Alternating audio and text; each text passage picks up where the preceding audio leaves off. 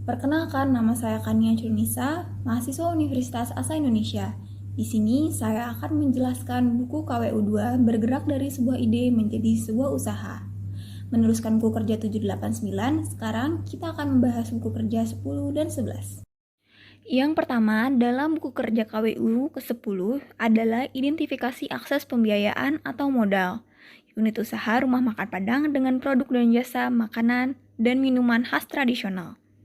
Elemen pertama ada identifikasi pentingnya pembiayaan atau modal.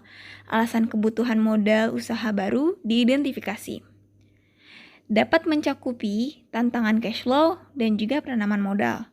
Sumber-sumber modal personal diidentifikasi, dapat mencakupi dana pribadi pendiri, teman, dan keluarga.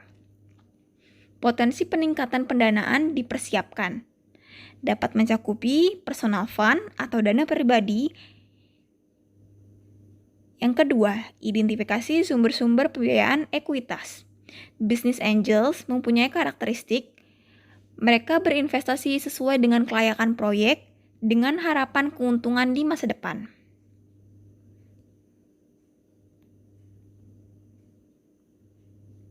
Ketiga, identifikasi pembiayaan pinjaman. Bank komersial diidentifikasi mempunyai karakteristik secara historis, bank umum belum dipandang sebagai sumber pendanaan praktis untuk perusahaan pemula.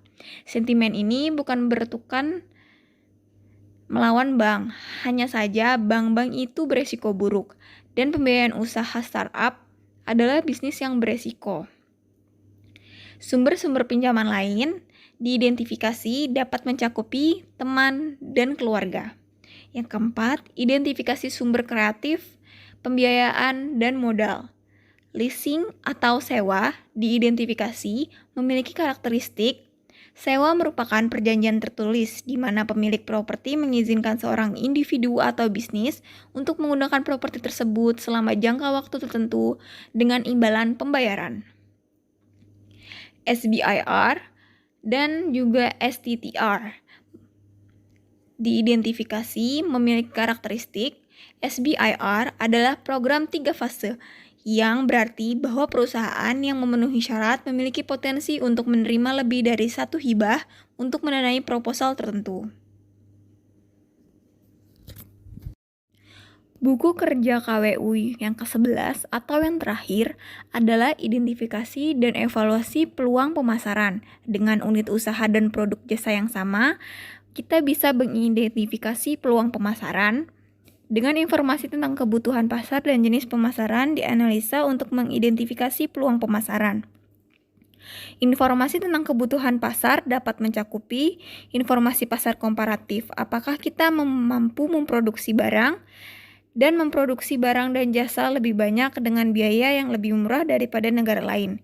Kinerja pesaing, kebutuhan pelanggan, persyaratan hukum dan etika, profitabilitas, dan angka penjualan.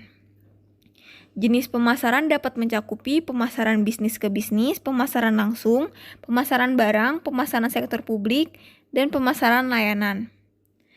Potensi pasar baru dan kontribusi pada bisnis diteliti untuk masuk, membentuk, atau mempengaruhi pasar dalam hal kemungkinan kontribusi terhadap bisnis.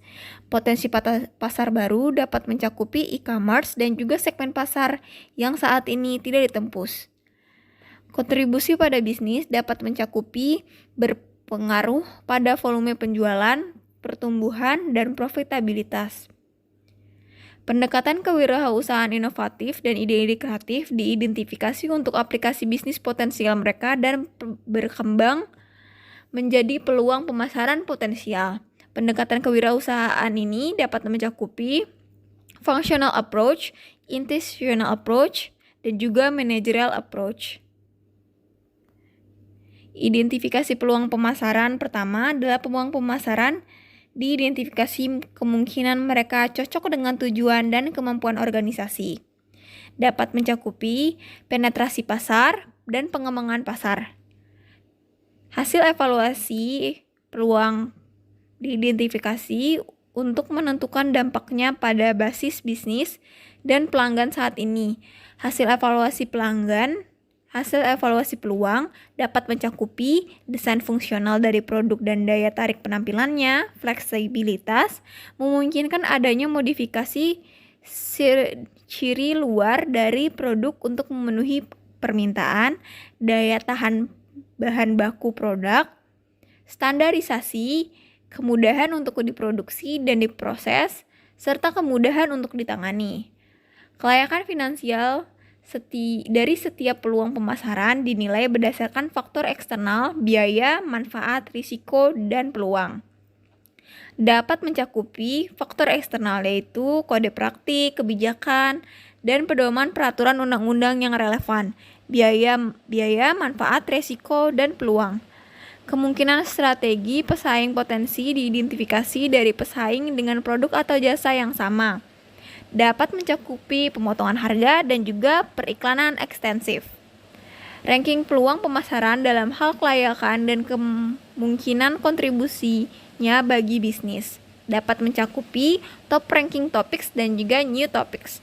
Evaluasi perubahan yang diperlukan untuk operasi dapat mencakupi perencanaan proyek pemasaran, manajemen proses kreatif end-to-end infrastruktur, teknologi pemasaran, data pemasaran dan analisis, kepatuhan dan resiko merek. Perubahan organisasi untuk layanan basis pelanggan yang meningkatkan atau berbeda termasuk penyediaan untuk kualitas layanan berkelanjutan kepada pelanggan yang sudah ada. Perubahan organisasi dapat mencakupi struktur fungsional organisasi. Perakiraan kebutuhan sumber daya untuk operasi yang diubah perkiraan kebutuhan sumber daya yaitu biaya produksi. Komunikasi kelayakan membuat perubahan pada operasi saat ini kepada pemangku kepentingan utama. Komunikasi kelayakan dapat meliputi staf keuangan, staf sumber daya manusia, manajer, tenaga pemasaran, pemilik, staf produksi, dan juga pengawas. Dokumentasi peluang pemasaran yang baru diidentifikasi dan perubahan diperlukan berdasarkan kuesioner penelitian model identifikasi dan juga evaluasi peluang pemasaran untuk meningkatkan mangsa pasar yang ada di Google Form.